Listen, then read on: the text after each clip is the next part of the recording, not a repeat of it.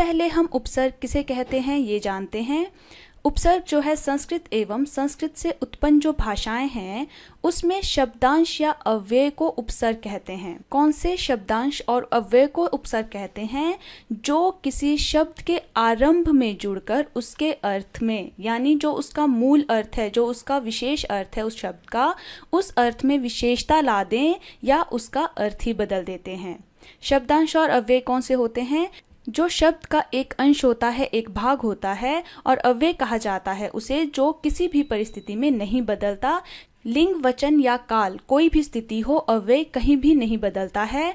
तो ऐसा शब्दांश या अव्यय जो शब्द के आगे जुड़ता है और अर्थ को बदल देता है उसे उपसर्ग कहते हैं।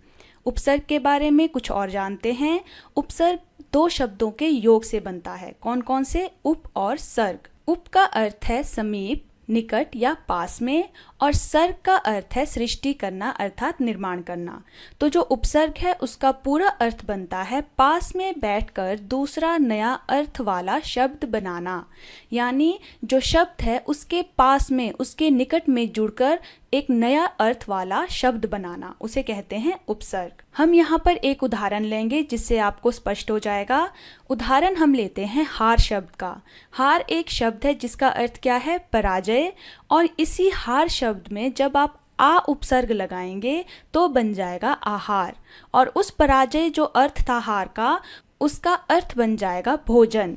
और उसी हार में जब आप प्र उपसर्ग लगाएंगे तो शब्द बन जाएगा प्रहार, और जो हार जिसका अर्थ पराजय था उसका अर्थ बन जाएगा किसी पर प्रहार करना, किसी को नुकसान पहुंचाने के लिए उसको निशाना बनाना। तो यहाँ पर आपने देखा एक ही शब्द में जब अलग अलग उपसर्ग जोड़े जाएं तो उसके अर्थ जो हैं वो कितने बदल जाते हैं।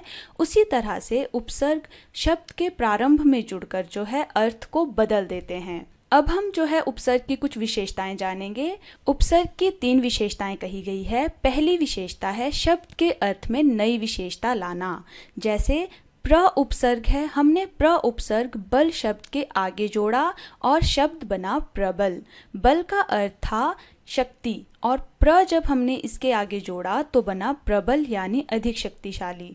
उसी तरह से जब हमने अनु जो उपसर्ग है उसे शासन शब्द के आगे जोड़ा तो बना अनुशासन।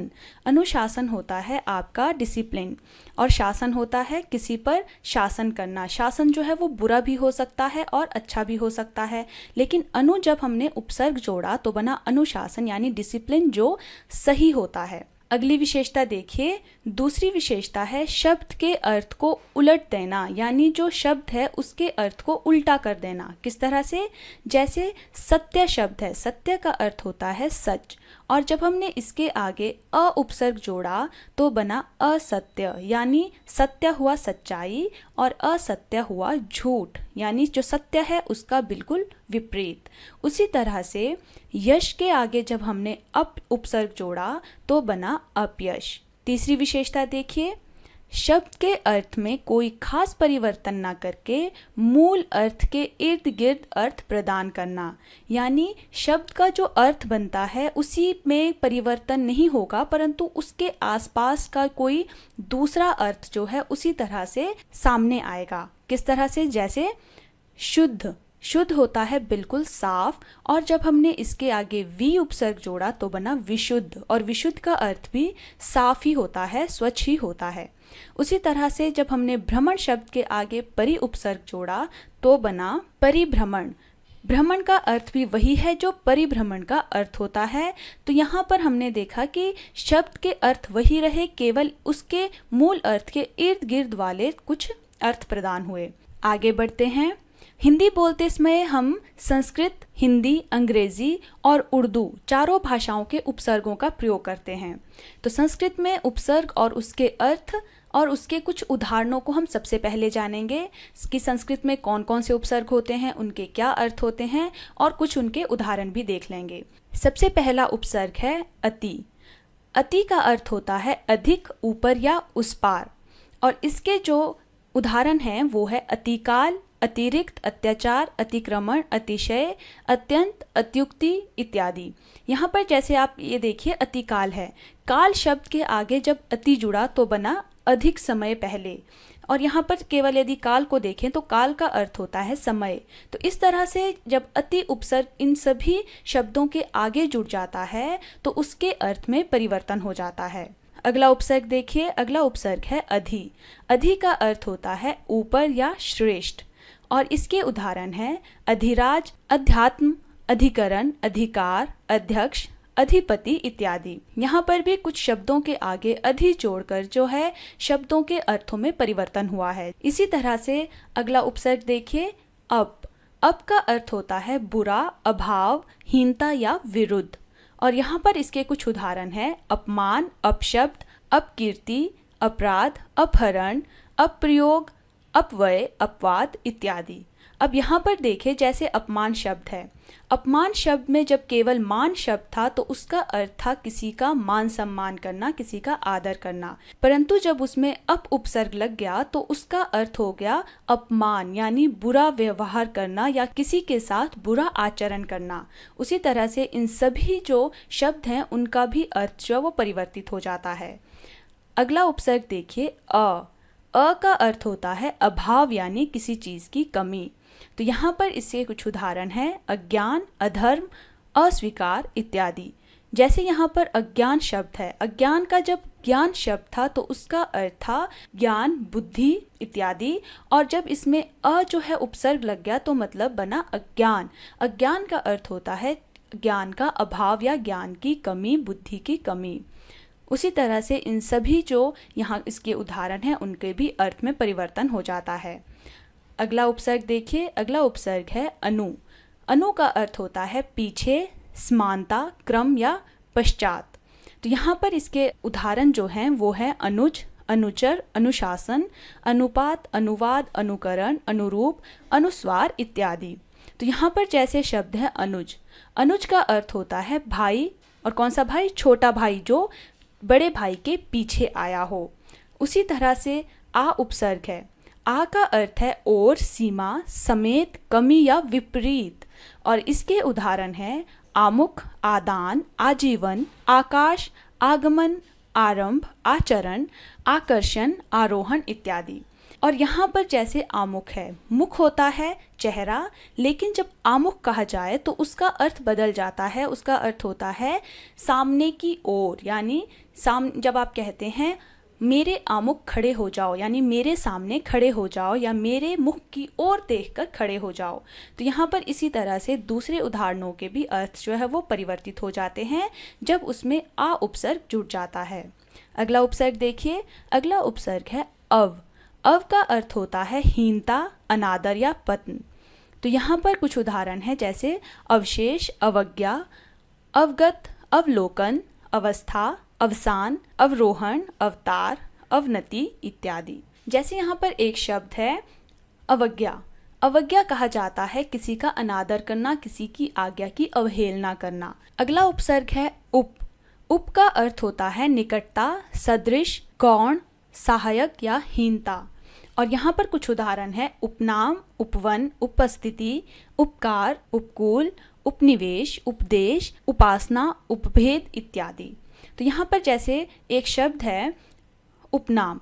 उपनाम का अर्थ हुआ किसी का गौण नाम या किसी का छोटा नाम। नाम जो है वो किसी का पूरा बड़ा होता है, जैसे मानिए किसी का नाम है सुरेश और उसका उपनाम कहा जाता है जो उसे उसके माता पिता या उसके भाई बंधु या उसके मित्र लोग जो है उसे प्यार से बुलाते हैं। मान लीजिए उसे बुलाया मुन्ना, तो यहाँ पर उसका उपनाम हुआ मुन्ना। उसी तरह से उपवन हो गया, जैसे वन कहा जाता है जंगल को और उपवन हुआ उसका गौण रूप, यानी जैसे वन के समान कोई वाटिका होती है उसे कहा उपवन। अगला उपसर्ग देखिए, अगला उपसर्ग है नी। नी उपसर्ग का अर्थ होता है भीतर, नीचे, अतिरिक्त। तो यहाँ पर कुछ उदाहरण है निदर्शन, निदान, निवास, निपात, नियुक्त, निरूपण, निवारण, निरोध, निबंध इत्यादि।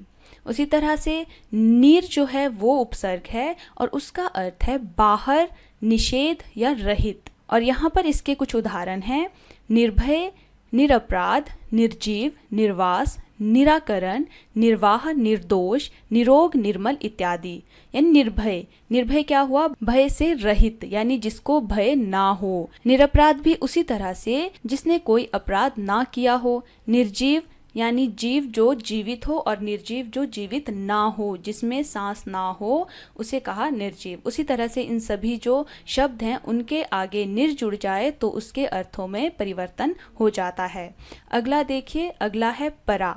परा जो उपसर्ग है उसका अर्थ होता है उल्टा, अनादर या नाश। यहाँ पर कुछ उदाहरण हैं, पराजय, पराक्रम, पराभव, परामर्श, पराभूत इत्यादि। जैसे यहाँ पर पराजय है, जय का अर्थ होता है किसी पर वीरता से उसको हराना, उस पर विजय प्राप्त करना, और परा जो उपसर्ग है वो जुड़ जाने पर बनता है पराजय, और पराजय का अर्थ होता है हार। परि, परि उपसर्ग जो है उसका अर्थ है आसपास, चारों ओर या पूर्ण। और यहाँ पर जो उदाहरण दिए गए वो हैं परिपूर्ण, परिजन, परिक्रमा, परिमाण, परिधि इत्यादि। और यहाँ पर जो परिपूर्ण शब्द है वो देखिए, पूर्ण का अर्थ होता है पूरा, और परि का जो अर्थ है वो भी है पूर्ण, यानी परिपूर्ण जो है वो भी हर तरह से भरपूर को कहा जाता है। तो इसका अर्थ हुआ कि जो परि उपसर्ग है वो यहाँ पर शब्द के अर्थ में परिवर्तन ना करके उसी के इर्द गिर्द अर्थ वाला शब्द बना रहा है। अगला देखिए, अगला है प्र। प्र जो उपसर्ग है उसका अर्थ है अधिक, आगे, ऊपर या यश। और यहाँ पर इसके जो उदाहरण हैं वो है प्रबल, प्रगति, प्रकाश, प्रख्यात, प्रचार, प्रभु, प्रयोग, प्रसार, प्रयास इत्यादि। और यहाँ पर एक शब्द है प्रयोग। प्रयोग में जो योग शब्द है उसका अर्थ है किसी चीज का जोड़, और जब इसके आगे प्र उपसर्ग लगा दिया जाता है तो बनता है प्रयोग, यानी किसी चीज का प्रयोग करना। तो वहाँ पर जो है प्र जुड़कर योग का जो अर्थ बन रहा था उससे बिल्कुल दूसरा अर्थ प्राप्त होता है। उसी तरह से यहाँ पर एक और शब्द है जैसे प्रसार। सार जो शब्द है उसका अर्थ होता है किसी चीज का निचोड़, लेकिन प्रसार जो है उसका अर्थ बन जाता है बहुत अधिक प्रसार होना, बहुत अधिक विस्तार होना। तो यहाँ पर दूसरा उपसर्ग देखिए, दूसरा उपसर्ग है प्रति। प्रति का अर्थ होता है विरोध, बराबरी, प्रत्येक, परिवर्तन। तो यहाँ पर कुछ इसके उदाहरण दिए गए हैं जैसे प्रतिक्षण, प्रतिनिधि, प्रतिकार, प्रत्येक, प्रतिदान, प्रतिकूल, प्रत्यक्ष इत्यादि। तो यहाँ पर जो इसका प्रतिक्षण शब्द है एक, उसमें क्षण का अर्थ होता है पल, और प्रति हुआ विरोध, बराबरी, प्रत्येक या परिवर्तन। तो प्रतिक्षण मतलब प्रत्येक क्षण, प्रत्येक पल। तो यहाँ पर जो क्षण है उसका भी अर्थ था पल, और प्रतिक्षण का अर्थ भी निकला प्रत्येक पल। तो ज्यादा अंतर ना होता हुआ इर्द गिर्द वाला ही अर्थ निकला है। तो यहाँ पर प्रति जो उपसर्ग है वो क्षण शब्द के आगे जुड़कर एक इर्द गिर्द अर्थ वाला ही शब्द बना रहा है। तो अगला देखिए, अगला है वी। वी जो उपसर्ग है उसका अर्थ है हीनता, असमानता, विशेषता। और इसके जो उदाहरण है वो है विनाश, विकास, विदेश, विधवा, विवाद, विस्मरण, विराम, वियोग, विकार, विमुख, विनय इत्यादि।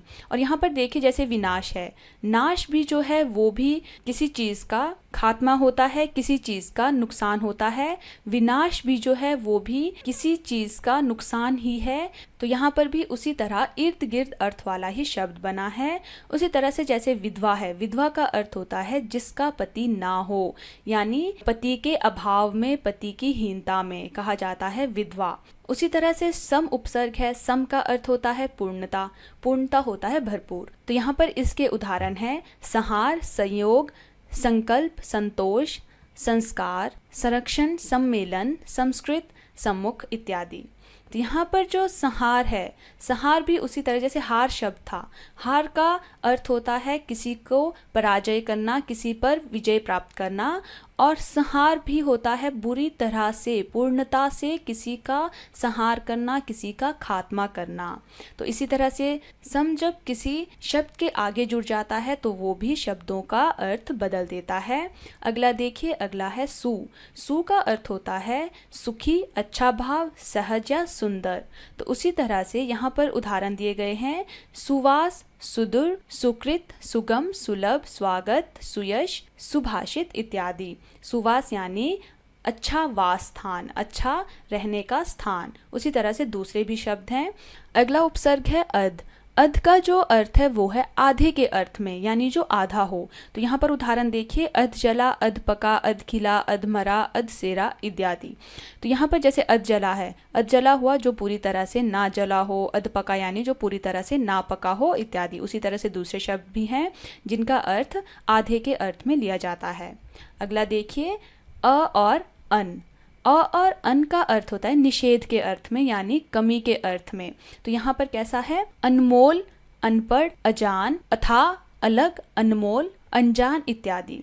तो यहाँ पर जैसे अनमोल है, मोल हुआ जिसका कोई मोल हो, जिसका कोई भाव हो, लेकिन अमोल होता है मोल के अभाव में, मोल के निषेध में, जिसका कोई मोल ही ना हो। उसी तरह से दूसरे शब्दों के अर्थ भी निषेध के अर्थ में ही लिए जाते हैं। उनका जो उपसर्ग है उसका अर्थ है एक कम। यहाँ पर कुछ उदाहरण है जैसे 19, 29, 49, 59, 69 इत्यादि। 19 हुआ 20 से एक कम। उसी तरह से यहाँ पर दूसरे भी जो शब्द हैं वो भी एक कम है किसी शब्द से। अगला देखिए, औ। औ का अर्थ होता है हीनता और निषेध। औ जब किसी शब्द के आगे जुड़ता है तो कैसे बनता है, देखिए, अवगुण, अवघट, अवसर, औढर इत्यादि। अगला उपसर्ग है दु। दु का अर्थ होता है बुरा या हीन, और इसके जो उदाहरण है वो है दुकाल, दुबला इत्यादि। अगला उपसर्ग देखिए, अगला उपसर्ग नी। नी का अर्थ है निषेध, अभाव, विशेष, और यहाँ पर इसके कुछ जो उदाहरण हैं वो है निडर, निकम्मा, निखरा, निहत्था, निगोड़ा इत्यादि। जैसे यहाँ पर निकम्मा शब्द है, निकम्मा किसे कहा जाता है, जो किसी काम का न हो, जिसमें काम करने का अभाव हो। उसी तरह से निडर यानी जिसमें डर का अभाव हो। उसी तरह से दूसरे भी जो शब्द हैं उनके अर्थ भी इसी तरह से बदल जाते हैं।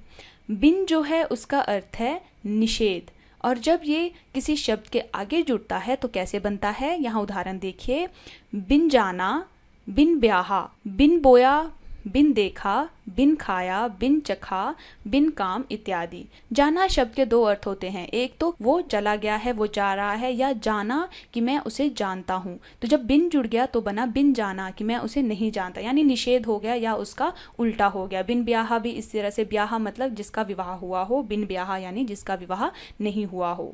अगला देखिए, अगला है भर। भर जो उपसर्ग है उसका अर्थ है पूरा या ठीक, और इसके जो उदाहरण है वो है भरपेट, भरसक, भरपूर, भर दिन इत्यादि। उसी तरह से कु और क उपसर्ग है। क और कु जो है उसका अर्थ होता है बुराई या हीनता, और यहाँ पर इसके उदाहरण है कुखेत, कुपात्र, कुकाठ, कपूत, कुढंग इत्यादि। जैसे यहाँ पर कुपूत है, पूत कहा जाता है जो अच्छा पुत्र हो, और कपूत होता है जो बुरा पुत्र हो। उसी तरह से कुढंग यानी ढंग होता है जिसको तमीज़ हो, जिसको लहजा हो, और कुढंग होता है जिसमें कोई तमीज़ ना हो, जो बुरा आचरण करे यानी उसको ढंग ना हो। आगे देखिए, आगे हम हिंदी के उपसर्ग जानेंगे, उनके अर्थों को देखेंगे और उदाहरण जानेंगे। हिंदी में कौन कौन से उपसर्ग होते हैं, कुछ उपसर्ग जो हैं वो संस्कृत के ही उपसर्ग होते हैं, वो भी हिंदी में आ जाते हैं। किस तरह से, पहला है अन।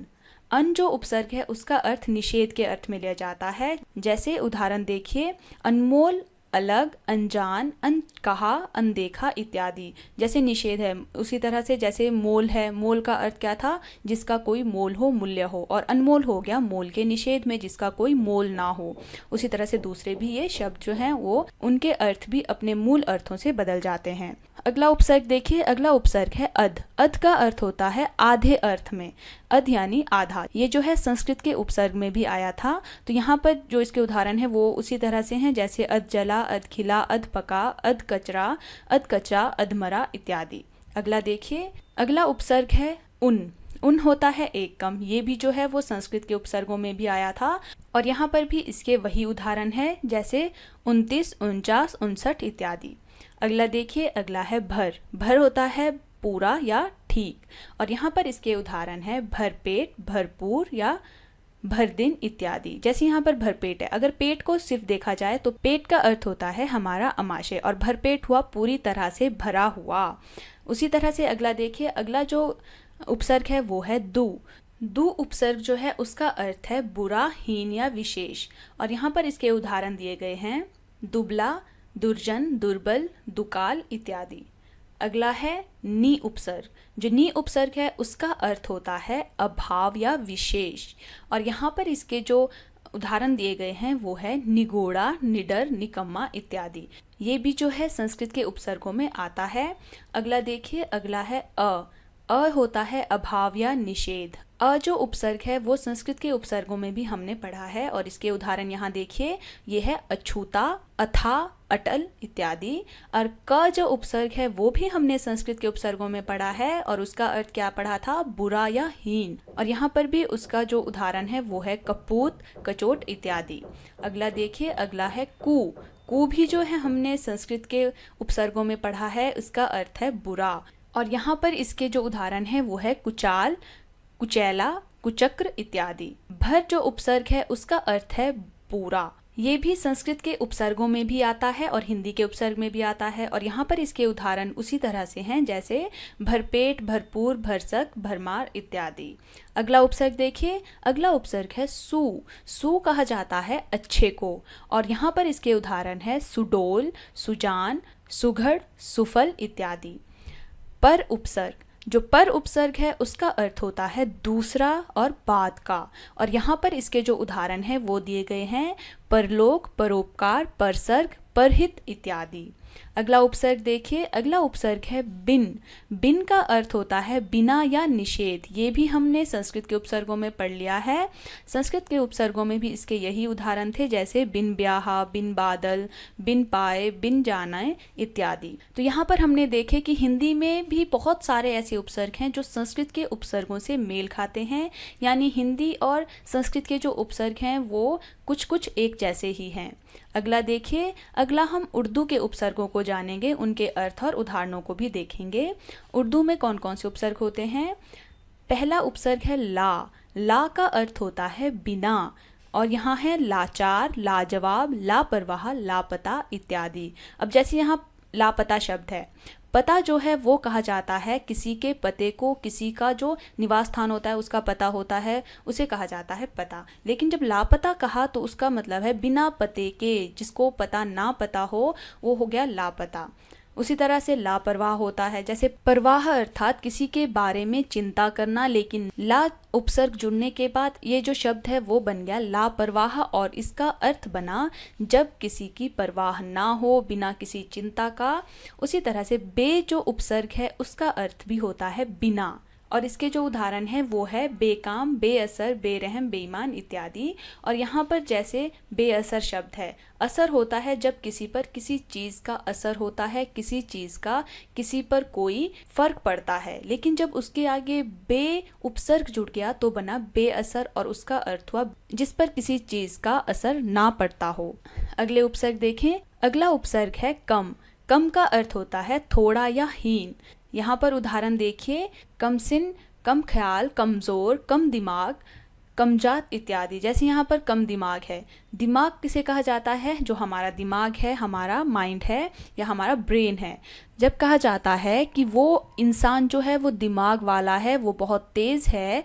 और यहाँ पर जब कम इसके आगे जुड़ जाएगा, कम जो उपसर्ग है वो दिमाग के आगे जुड़ जाएगा तो बनेगा कम दिमाग। तो कहा जाता है कि वो दिमाग से पैदल है या उसमें दिमाग थोड़ा कम है। तो यहाँ पर अगला उपसर्ग देखिए, अगला उपसर्ग है गैर का अर्थ होता है के बिना या निषेध। इसके उदाहरण देखिए, जैसे गैर कानूनी, गैर ज़रूरी, गैर हाजिरी, गैर सरकारी इत्यादि। तो जब यहाँ पर कानूनी था, कानूनी जो शब्द था उसका अर्थ हुआ कानून के अनुसार। लेकिन जब गैर उपसर्ग इसके आगे जुड़ गया तो बना गैर कानूनी, यानी जो कानून के बिना या कानून के निषेध के साथ काम किया जाए उसे कहा जाएगा गैर कानूनी। उसी तरह से दूसरे जो शब्द हैं उनके भी इसी तरह से अर्थ बदल जाएंगे। अगला जो उपसर्ग है वो है खुश। इसका अर्थ लिया जाता है श्रेष्ठता के अर्थ में। जैसे यहाँ पर उदाहरण देखिए, खुशनुमा, खुशगवार, खुश मिजाज, खुशबू, खुश दिल, खुशहाल इत्यादि। अब यहाँ पर जैसे एक शब्द देखिए खुशहाल है, जैसे हाल शब्द है वो किसी तरह का भी हो सकता है, अच्छा हाल हो सकता है, बुरा हाल हो सकता है। लेकिन जब उसमें खुश जो उपसर्ग है वो जुड़ जाए तो बना खुशहाल और इसका अर्थ जो है वो श्रेष्ठता यानी अच्छे के लिए लिया जाता है, खुशहाल यानी अच्छे हाल में। अगला देखिए ना जो उपसर्ग है उसका अर्थ लिया जाता है अभाव के अर्थ में, अभाव यानी किसी चीज़ की कमी। इसके उदाहरणों में देखिए नाराज, नालायक, नादान, नापसंद इत्यादि जो है दिया गया है। जैसे यहाँ पर नालायक शब्द है, जो लायक है उसका अर्थ होता है जो हर चीज़ में निपुण हो, जो हर चीज़ जानता हो, उसे कहा जाता है कि यह लायक बच्चा है। लेकिन जब ना उपसर्ग इसके आगे जुड़ जाए तो बनता है नालायक, यानी नालायक का अर्थ होता है जो लायक के अभाव में हो, यानी जो किसी काम का ना हो, जिसे कोई चीज़ पता ना हो, यानी जो मूर्ख हो। अगला उपसर्ग देखिए, अगला उपसर्ग है अल। अल का अर्थ होता है निश्चित। इसके उदाहरण है अलबत्ता और अलगर्जा आदि। अगला उपसर्ग है बर। बर का अर्थ होता है ऊपर, पर या बाहर। और इसके जो उदाहरण हैं वो हैं बर्खास्त, बर्दाश्त, बर वक्त इत्यादि। बर्खास्त जो शब्द है वो देखिए उसका अर्थ होता है जब किसी को जैसे देश निकाला दिया जाता है तो कहा जाता है इसे यहाँ से बर्खास्त किया जाए, इसे देश से बर्खास्त किया जाए, बाहर निकाला जाए। उसी तरह से ये दूसरे जो शब्द हैं उनके भी अर्थ परिवर्तित होते हैं। अगला शब्द है बिल। बिल का अर्थ होता है के साथ, यानी इसके जो उदाहरण हैं वो देखिए बिल आखिर, बिल्कुल या बिल वजह। जैसे यहाँ पर एक शब्द है बिल वजह। बिल वजह से वजह शब्द अलग करेंगे तो वजह का अर्थ होता है किसी चीज का कोई कारण, और बिल वजह हुआ कारण के साथ। तो यहाँ पर बिल वजह जुड़कर जो है अर्थ वही रहा, लेकिन उसके इर्द गिर्द अर्थ वाला कोई नया शब्द बन गया। अगला उपसर्ग है हम। हम का अर्थ होता है बराबर या समान। तो यहाँ पर उदाहरण देखिए हम उम्र, हमदर्दी, हम पेशा इत्यादि। जो हम उम्र शब्द है, उम्र जो है वो कहा जाता है हमारी एज को, और हम उम्र जो है उसका अर्थ हुआ अपनी एज के साथ वाला। अर्थ वही है, केवल थोड़ा सा इर्द गिर्द अर्थ वाला नया शब्द बना है। अगला उपसर्ग देखिए, अगला उपसर्ग है दर। दर का अर्थ होता है में। यहाँ पर उदाहरण देखिए दरअसल, दर हकीकत। यहाँ पर भी जो अर्थ हैं वो वही रहेंगे, लेकिन थोड़ा सा इर्द गिर्द घूमेंगे। जैसे दर हकीकत है, दर हकीकत में जो हकीकत शब्द है वो हुआ सच्चाई, और दर जब जुड़ गया तो सच्चाई में अर्थ वही है, केवल इर्द गिर्द अर्थ वाला नया शब्द बना है। उसी तरह से फिल या फी, उसका अर्थ है में प्रति। उदाहरण देखिए फिलहाल या फी आदमी। जैसे फी आदमी है, जब यहाँ आदमी शब्द है उसका अर्थ है किसी व्यक्ति से, और जब फी जुड़ गया तो आदमी के प्रति। तो अर्थ वही है, केवल थोड़ा सा उसके इर्द गिर्द वाला शब्द बना है यहाँ पर भी। अगला देखिए, अगला है ब। ब का अर्थ है और या अनुसार, और इसके जो उदाहरण हैं वो देखिए बनाम, बदौलत, बस्तूर या बगैर। अगला जो उपसर्ग है वो है बा। बा का अर्थ है सहित या बाकाय। तो यहाँ पर जो उदाहरण है वो देखिए वो है बाइज्जत, बाअदब या बामौका। तो बाइज्जत जो है वो देखिए इज्जत। इज्जत शब्द होता है किसी की आबरू, और बा हुआ इज्जत के सहित। यहाँ पर भी जो मूल शब्द का मूल अर्थ था वो वही है, केवल थोड़ा इर्द गिर्द घूमने वाला अर्थ बना है। अगला देखिए, अगला है सर। सर का अर्थ होता है मुख्य, और यहाँ है सरताज, सरपंच, सरकार, सरदार। यहाँ पर भी जो ताज है वो कहा जाएगा किसी मुकुट को, और जब सरताज जुड़ गया तो बना मुख्य। सरपंच भी उसी तरह से। और यहाँ पर अगला जो उपसर्ग है वो है बिला। बिला का अर्थ भी बिना है, ये हमने पहले भी देखा है। इसके उदाहरण देखिए बिला वजह या बिला शक। शक का अर्थ हुआ जब आप किसी पर संदेह करते हैं, और बिला शक हुआ बिना संदेह के। अगला देखिए, अगला है हर। हर का अर्थ होता है प्रत्येक, और यहाँ पर जो उदाहरण है वो देखिए हर दिन, हर साल, हर एक, हर बार। यहाँ पर जो शब्द है दिन, साल, एक, बार, उनके अर्थ वही रहेंगे, केवल इर्द गिर्द घूमने वाले। यानी बनेगा हर दिन। दिन हुआ एक दिन, लेकिन हर दिन हुआ प्रत्येक दिन, हर दिन। ठीक है, उसी तरह से ये सारे जो शब्द हैं वो भी अपने अपने अर्थों के इर्द गिर्द अर्थ वाले एक नया शब्द बना देते हैं। अब हम जानेंगे अंग्रेजी भाषा के कुछ उपसर्ग। अंग्रेजी भाषा में भी कुछ उपसर्ग होते हैं, हम उन्हें जानेंगे कि कौन कौन से उपसर्ग अंग्रेजी भाषा में होते हैं। पहला है सब। सब होता है अधीन या नीचे, और यहाँ पर इसके उदाहरण देखिए जैसे सब जज, सब कमेटी, सब इंस्पेक्टर। जैसे इंस्पेक्टर होता है उसके अधीन, उसके नीचे जो काम करता है वो है सब इंस्पेक्टर। अगला है डिप्टी। डिप्टी का होता है सहायक, और यहाँ पर जो उदाहरण है वो है डिप्टी कलेक्टर, डिप्टी रजिस्ट्रार और डिप्टी मिनिस्टर। ये भी है, जैसे कलेक्टर है, कलेक्टर का जो सहायक है उसे कहा जाएगा डिप्टी कलेक्टर। उसी तरह से दूसरा है वाइस। वाइस जो उपसर्ग है उसका अर्थ होता है सहायक, और यहाँ पर इसके उदाहरण देखिए, viceroy, vice chancellor, vice president. तो यहाँ पर भी जैसे वाइस चांसलर है, चांसलर जो है उसका जो सहायक होगा उसे कहा जाएगा वाइस चांसलर। तो अगला देखिए, अगला है जनरल। जनरल जो है उसका अर्थ है प्रधान। यहाँ पर उदाहरण देखिए, जनरल मैनेजर, जनरल सेक्रेटरी। तो यहाँ पर प्रधान यानी जनरल मैनेजर, जो मैनेजर है उससे ऊपर वाला जो मैनेजर होगा उसे कहा जाएगा जनरल मैनेजर, यानी जो प्रधान मैनेजर होगा। अगला है चीफ। चीफ का अर्थ है मुख्य। यहाँ पर उदाहरण देखिए, chief minister, chief engineer, chief secretary. तो यहाँ पर जैसे चीफ मिनिस्टर है, जो मिनिस्टर है उससे जो ऊपर का मिनिस्टर होगा उसे कहा जाएगा चीफ मिनिस्टर, यानी प्रमुख जो मिनिस्टर है। अगला है हेड। हेड भी कहा जाता है मुख्य को, यानी मास्टर का जो मुख्य है, जो मास्टरों के ऊपर रहता है, मास्टरों पर ध्यान रखता है, उसे कहा जाएगा हेड मास्टर। उसी तरह से हेड क्लर्क। ये कुछ थे अंग्रेजी के उपसर्ग। अब कुछ ऐसे शब्द भी होते हैं जो उपसर्गों का एक साथ प्रयोग करके बनते हैं, यानी एक उपसर्ग ना होते हुए वहां पर दो उपसर्ग जो है आपस में जुड़कर उस शब्द का निर्माण करते हैं। किस तरह से? जैसे प्रत्युपकार।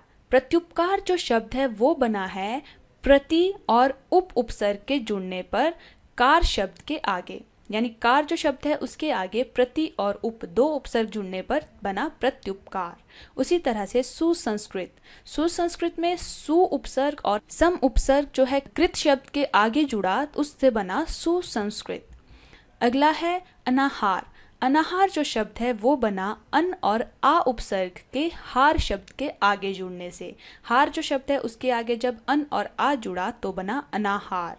अगला है समाचार। समाचार शब्द भी बना है दो उपसर्गों के जुड़ने से। कौन कौन से? चार जो है वो एक शब्द था, उसके आगे लगा सम और आ, फिर बना समाचार। अगला है असुरक्षित। असुरक्षित भी दो उपसर्गों के जुड़ने से बना है। रक्षित शब्द के आगे अ और सु जुड़ने से बना असुरक्षित।